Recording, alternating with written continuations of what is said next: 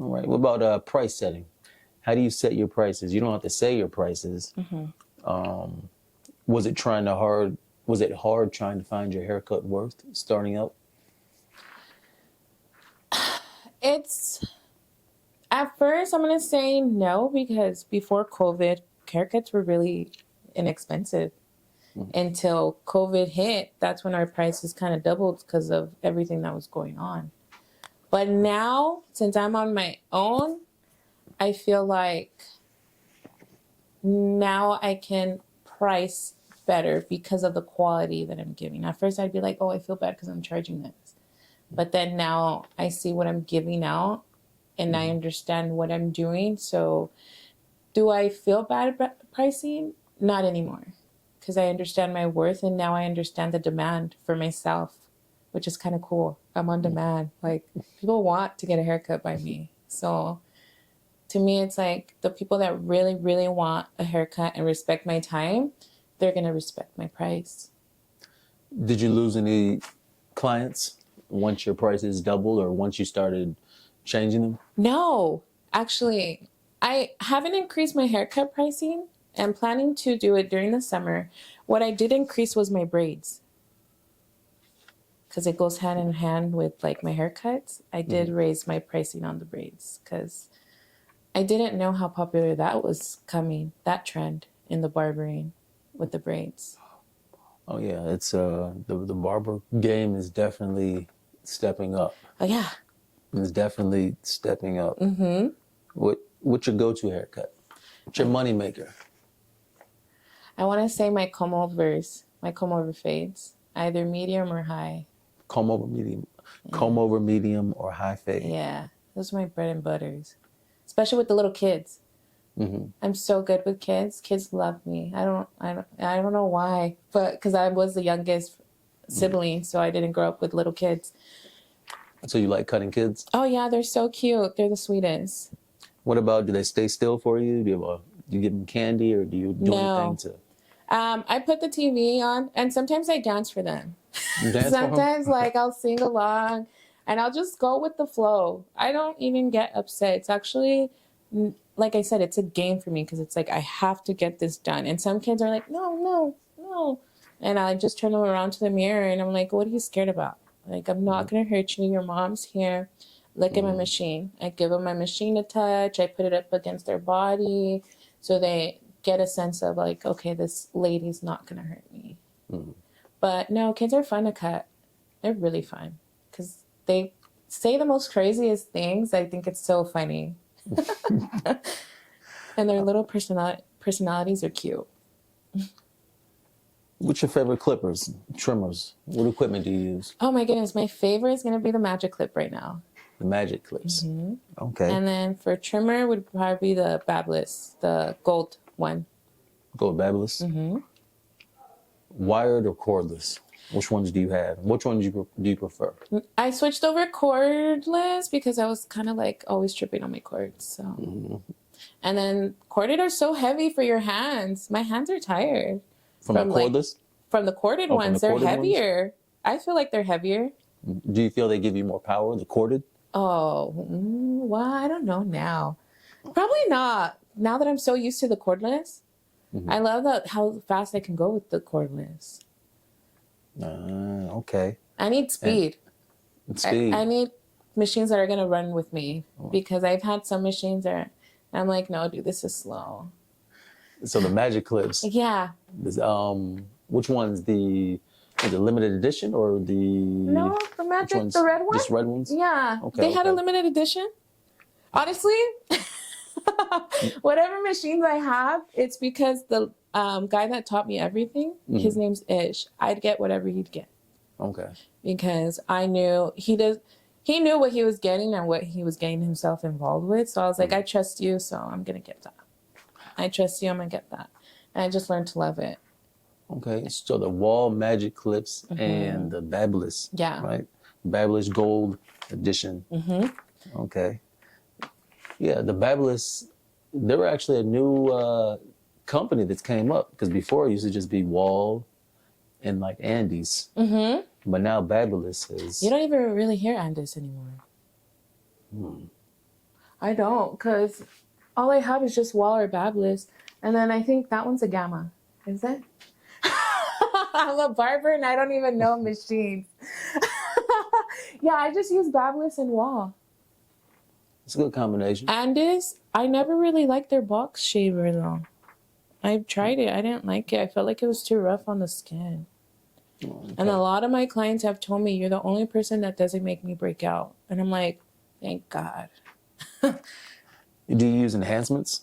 No, I want to, but what I'm really trying to go for with barbering, I want it to be as raw as possible because in 3 days it's going to wash out.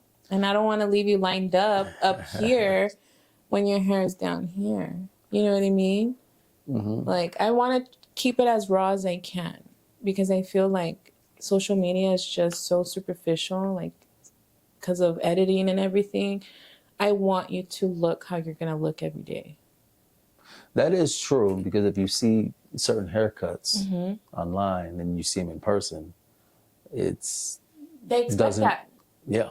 And they think I'm lying to them. I'm like, dude, there's enhancements. You really don't think it'll look good?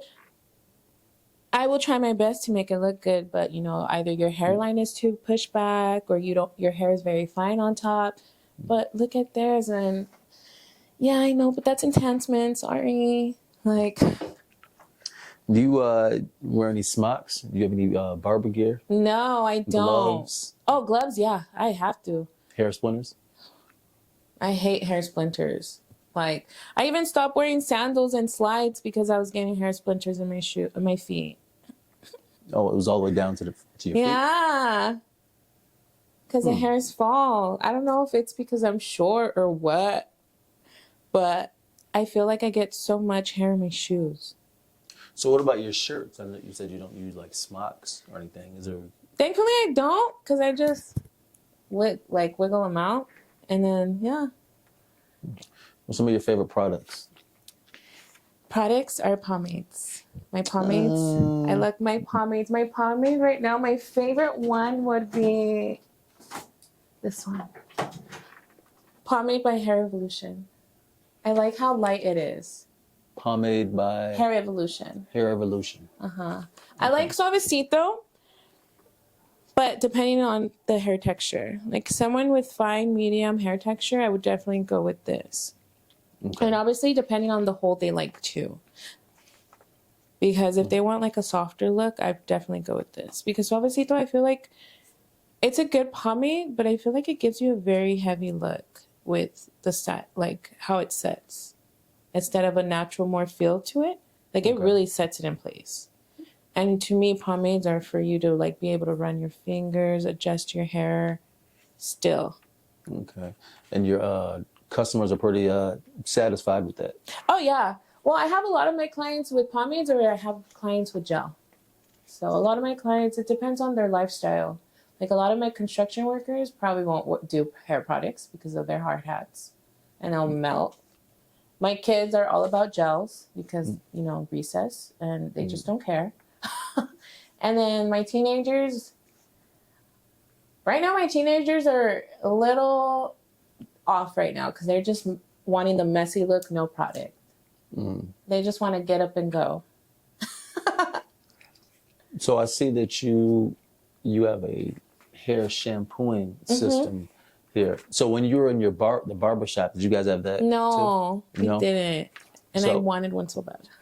So now does it feel good knowing that you can give them shampoos after their haircut? Do they request that? Absolutely. Yeah, they request it. I feel like, you know, it's a way of them getting pampered. Someone else is washing their hair. It always feels nice when someone else washes your hair. And they're relaxing and wanting to go to sleep. And I'm like, no, this is like 3 minutes, so don't go to sleep. But yeah, it feels nice because they got now more of a pamper style cut. So we mentioned before the COVID in the barber shop. So were you guys wearing masks when you were cutting? Yes. In the shop? It was mandatory? Yeah, because the health departments were being really hard. And a lot of people had a lot of time on their hands, so they were calling the health department on us. Oh, they were? Yeah. Like, my Nina's son's shop, the health department actually called them and was like, hey, we know you're working, because I was still there when the pandemic started. And they called them and was like, we know you're operating, so we're just giving you a nice phone call right now and telling you, like, if we go, like, just know that we're gonna shut you down. And I guess, I don't know whatever happened then. I was always scared. I was like, I don't want to get in trouble. I don't want to get fined, because, you know, they were really being hard on us. And I didn't want my license to get taken away because they were threatening people with that. Man, yeah, that was... So what ultimately ended up happening? I ended up leaving and going to my friend's shop, and we were just opening the door in the back. It was more low key, and we just looked like we were completely shut down because the blinds were like, the windows were so wide. I don't know how people never knew we were open. We had so much windows in that shop. I think we had 1, 2, 3, 4, 5. We had about 6 windows. It was so open, out in the open, and all we had were the blinds closed. Did you guys charge more for the services because of the At pandemic? that point, yeah, we had already, I think we kind of doubled on the pricing. From what it was at the old shop that we were at, yeah, we definitely doubled.